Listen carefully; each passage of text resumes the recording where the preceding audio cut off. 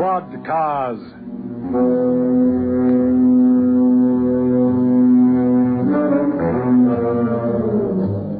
The story you're about to hear is true. Details are supplied from official case files by the South African police. Only names and places have been changed to protect innocent people involved.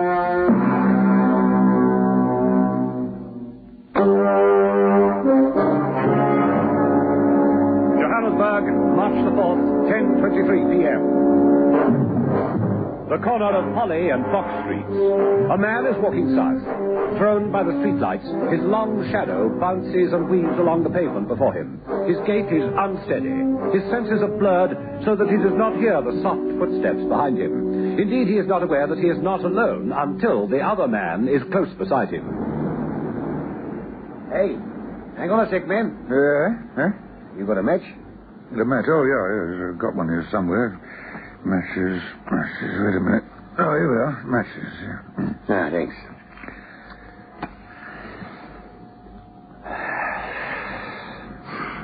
Yeah, thanks. That's okay, man. Didn't I see you just now? Where? In the bar there, in the Empire. Oh, yes, that's right, yeah. Yeah, you were through in the private bar. I could see you from the other bar. You were having a good time, eh? Yeah, I enjoyed a drink and a good story. Had a lot of laughs tonight. It's terrific. You looked as though you was buying drinks for Africa. They're good boys.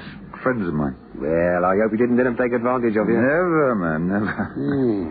Hadn't seen you in the Empire bar before. No, I live in Boxburg. I'm on the mines there. Day off today. Come into town to see about some glasses. I ran into this boat of mine and we decided to have a few drinks. He said we should go to the Empire. Said they have a nice crowd there. Ooh, yeah, very lively. Yeah. Yeah, well, I'll be getting along then. Just hang on a sec, eh? Yeah? I'm a bit down on my luck, you know. I was wondering if you could take me to a meal. Now, listen, man, if you're down on your luck, no right to be drinking in the Empire. What do you mean? Well, you must have had money to buy drinks. Right enough for a sherry. You don't look that type to me. Clothes too good. Now you got plenty of money. How do you know? Oh, I saw you with it, a wallet full. Listen, friend, there's hard-earned money. Money I work for. You look fit and healthy to me, capable of doing job work. Come on, man, just a couple of rand, eh? Not a chance. Leave me alone. Go and bother somebody else. Just a couple of rand. Hey, take your hand off my jacket. Or else what? Well, I may have had one over the eight, but I can handle myself all right. Give me that wallet. Well, I won't tell you again. Take your hand off my jacket. Shut up. Hey! I want that wallet. Help! Shut up. Help me, somebody! I said shut up. Help! Shut up. Oh, don't hit me. It's you, man. I'll kill you, man, eh? I got a wife and kids. I wasn't bothering you. Shut up. No, man. Leave me alone. Lashing you. Oh, money. Around. Get cheeky with me. I'll stomp you right into the ground. Please leave me alone, man. Oh, kick me, man. Kick you, man. I'll kill you.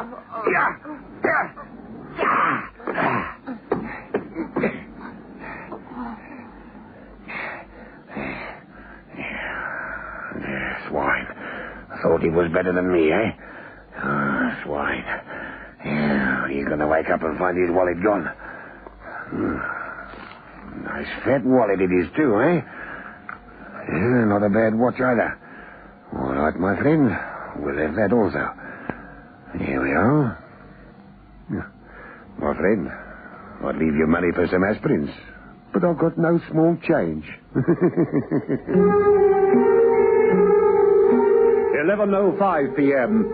John Powley, a newspaperman, having discovered the body of the miner in the gutter while on his way from the Empire Bar to his newspaper office, and having phoned the flying squad, waits with a group of men at the scene of the murder for the arrival of a squad car. Control to car 23. Come in, car 23. Car 23 to control, receiving you. Over. Proceed to the corner of Polly and Fox Streets, where the discovery of a body has been reported. Investigate and report your findings. Over. We're en route for the position you indicate. Message received and understood. Over and out.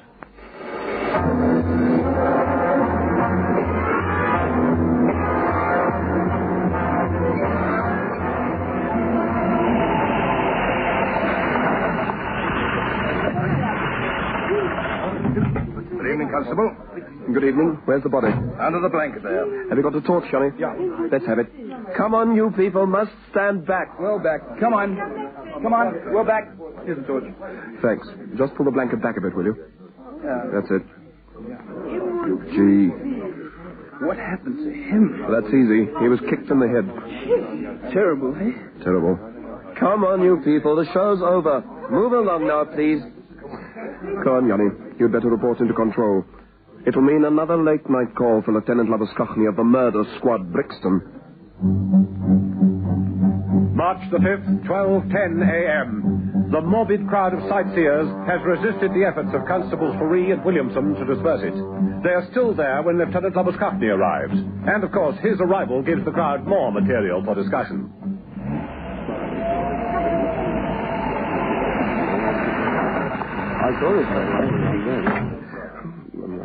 Come along now. Will you move along, please? Move along now. Please, no crowds. There's nothing to see. It's time you went home. Will you move along there, please? Good evening, Constable. Good evening, sir.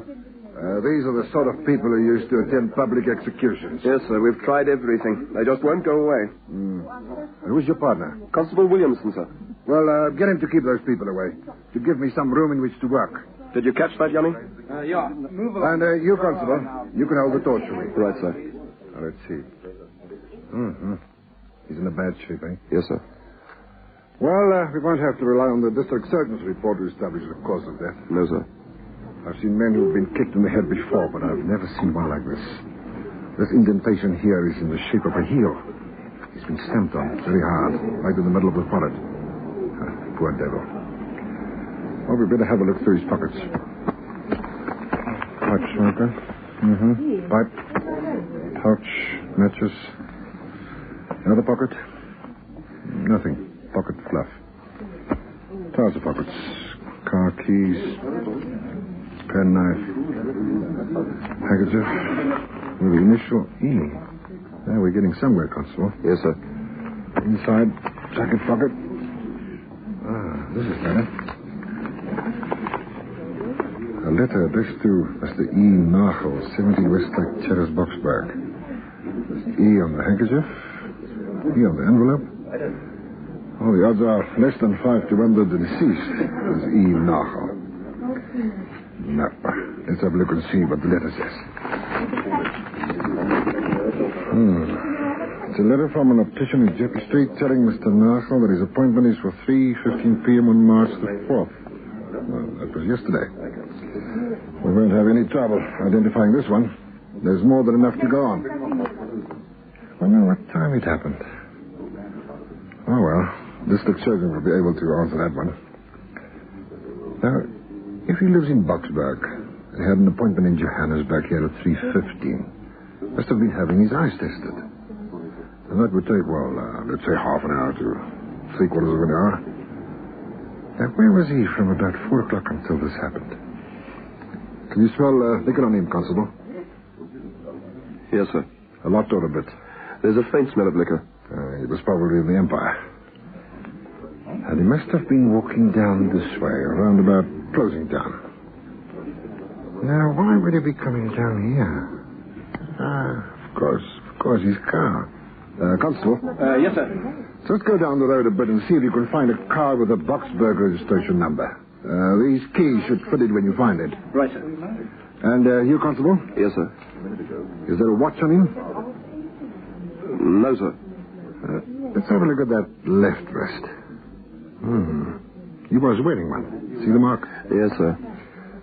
Oh, well, we'll wait to hear what the district surgeon has to say before we make a start. Boxburg, 5:30 a.m.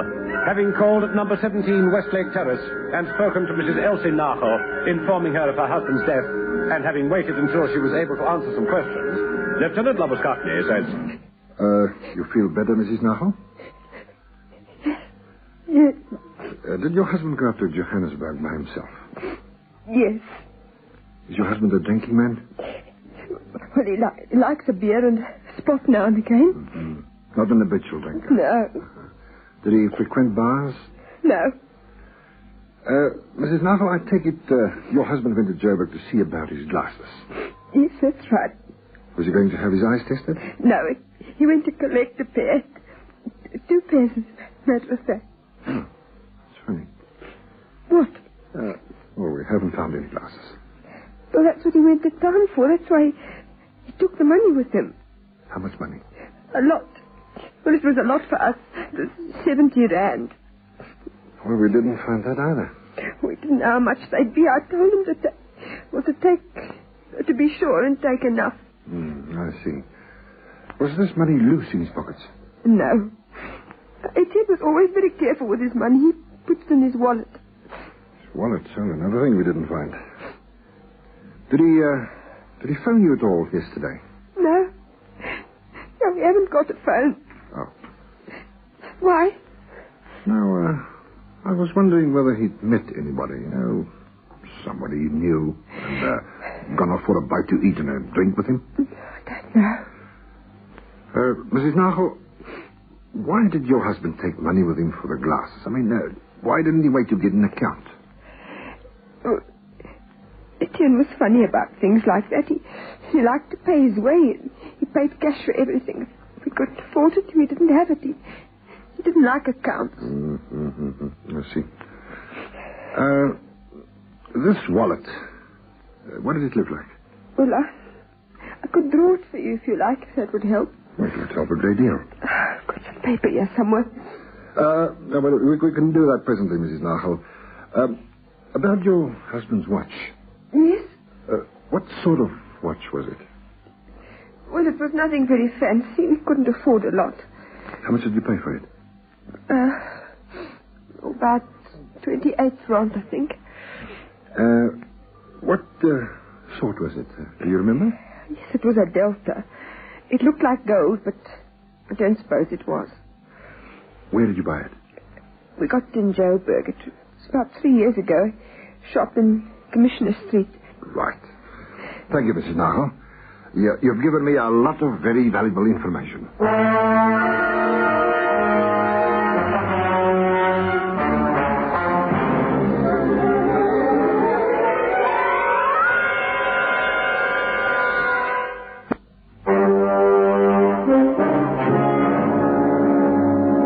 Johannesburg Police Headquarters, 8:53 a.m.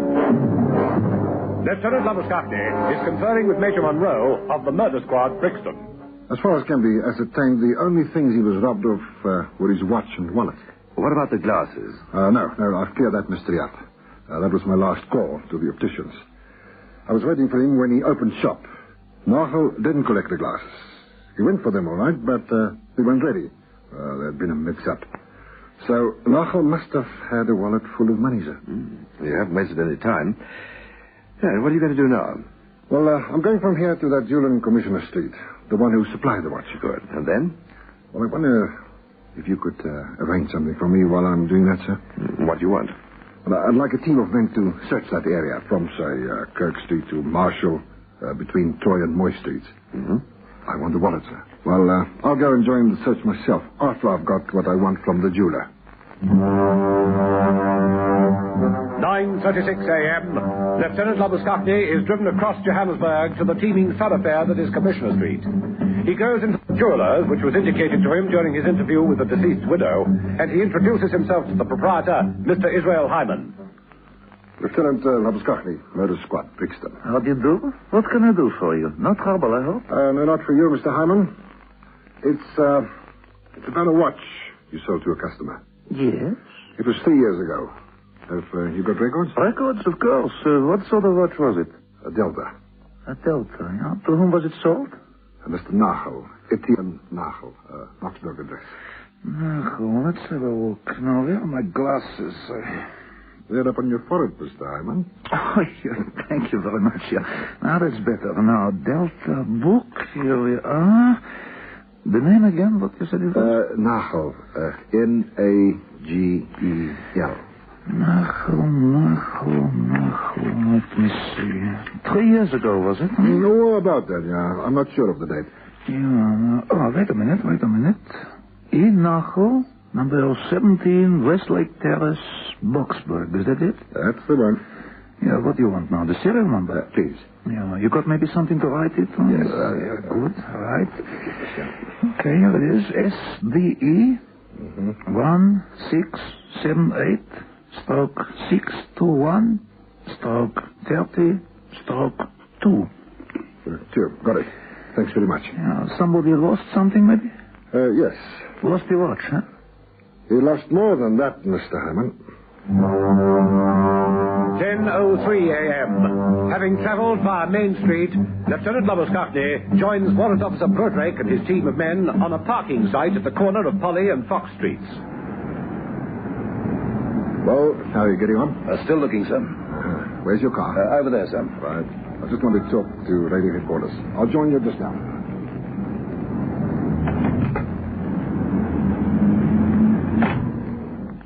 Control. This is Lieutenant Labuschagne, Murder Squad Brixton. Over. Receiving you, sir. Go ahead, please. Over. I have a serial number of a watch here. I want you to take it down. Over. Ready when you are, sir. SDE 1678/621/30/2. It's a Delta, gold color. That number and description is to be circulated to all stations throughout the Republic. If anybody comes across it, the wearer of the watch is to be detained in connection with the Johannesburg murder. We got all that? Over. Message received and understood, sir. Right. Over and out.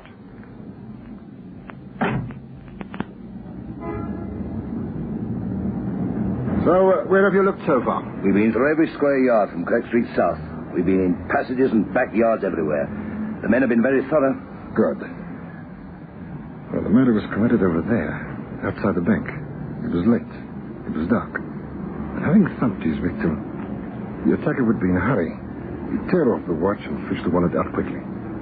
The watch he'd stuff into his pocket. Now, what would he do with the wallet? I don't know, sir. It's 10 to 1 he'd open it to see if the money was inside. That's if he knew there was money in the wallet. As it happens, there was. The attacker would see the money, and I don't think he'd be able to resist taking it out. Would he put it back again? I don't think so, sir. Neither do I. He'd put the money in his pocket. Probably his right-hand hip pocket. Then, what did he do with the wallet? Keep it? Would you? It would depend on what it looked like. Wouldn't you be afraid that you'd have a hard time explaining where it came from to your friends and family, I mean? Well, I might. But then why would I keep the watch? Well, a watch is negotiable. You could sell a watch or explain its presence by saying that you bought it second-hand. You can't sell a wallet. Not without causing raised eyebrows. So what do you do with it? Well, you throw it away. As quickly as possible. Where? Somewhere out of sight. Somewhere you think you'll never be seen again. And if you're standing over there... Mr. Broadlake? Sir? I want that manhole in the street taken up. The manhole? It would take two men to lift that. The murderer couldn't have done it on his own. Quite right. But that must be the way into the stormwater drain. The water would flow in from the gutter on the corner there. And that's where I would have found the wallet. Now, let's have a look. 10:52 a.m. Having sent for keys with which to lift the heavy manhole cover, Lieutenant Labuschagne, armed with a torch, descends into the stormwater drain. He is followed by Warrant Officer Brodrake. Mind my fingers, Mr. Brodrake. Sorry, sir.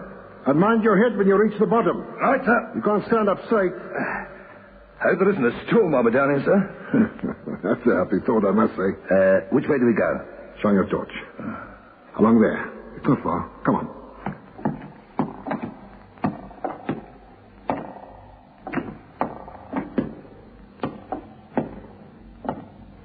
Give me the torch. Thanks. Now, hang on. Now, the water comes in up there. See? Yes, sir. And there's the wallet. What did I tell you? Good. The murderer's a fool. They all are, sir. But why do you say that? The wallet's shut. There's a snap fastener to it, see? Made of metal. Fingerprints, sir? Bound to be. If he's right-handed, we'll find the print of his right index finger. Let's hope so, sir. Then all we have to find is the chap to whom it belongs. March the 6th, 10:47 a.m. Lieutenant Labuschagne is called to the office of Major Monroe. Now, fingerprint report from the Criminal Bureau of Pretoria. Haven't wasted any time, sir. No. I asked them if they could give it priority. Here's the print they found. Oh, thank you, sir. Couldn't be more distinctive, could it? No, sir. This double loop is a dead giveaway. Plus this little scar. Yeah, they've checked the records there. Nothing. Oh. I thought we were doing too well. Well, what have you been after? Well, we're still in the process of checking on everybody who was in the Empire Bar last night, sir. Long job. Back-breaking routine. Never mind. It's got to be done.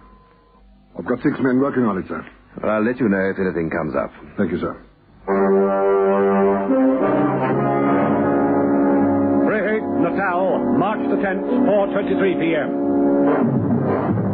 A man is brought to the charge office by 2 police constables.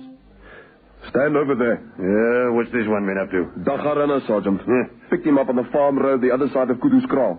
We spotted that he had an out-of-town registration number, Transvaal, Krugersdorp. We would have asked him what he was doing there as a matter of routine, that's all.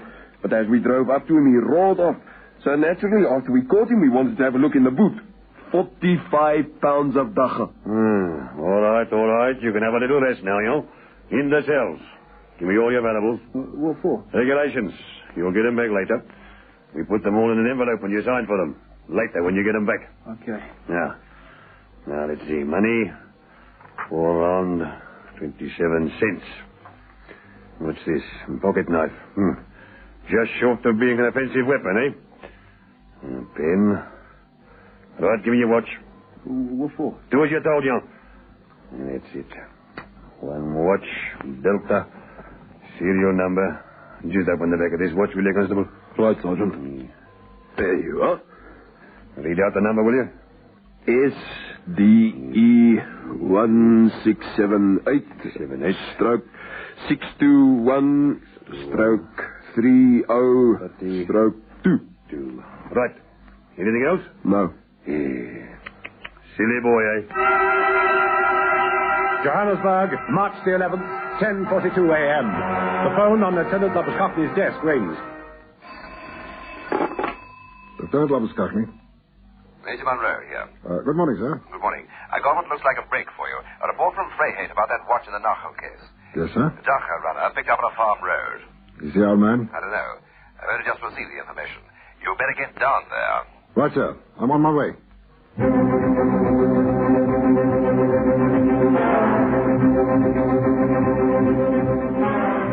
You say you don't know the Empire Bar?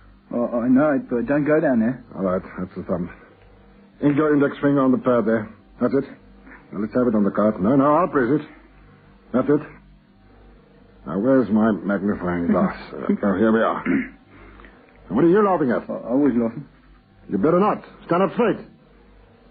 Now then, let's have a look here. Any luck, sir? No. This printer's a tinted arch.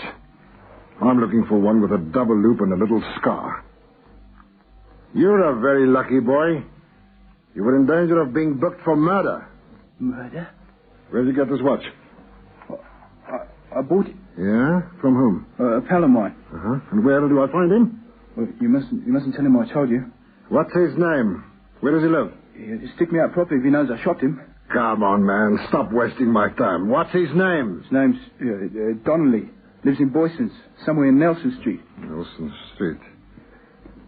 Didn't you ask him where he got it from? Yes. Yes, and what did he say? He said he won it in a raffle. March the 12th, 6:30 a.m. Lieutenant Labuskakny is knocking on the door of a house in Nelson Street, Boysons, the house in which he has ascertained Donnelly lives.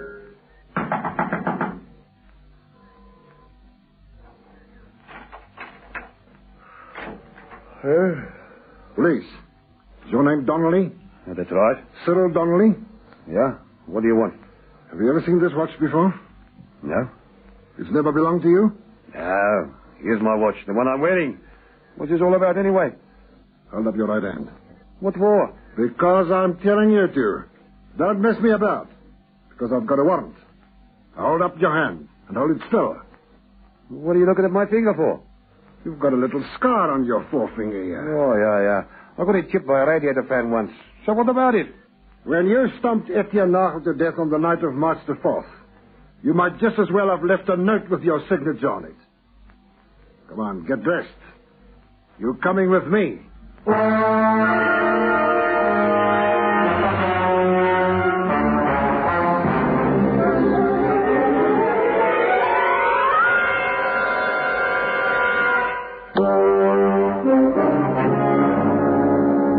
In the house Once in Nelson Street, Lieutenant Cockney found a pair of shoes.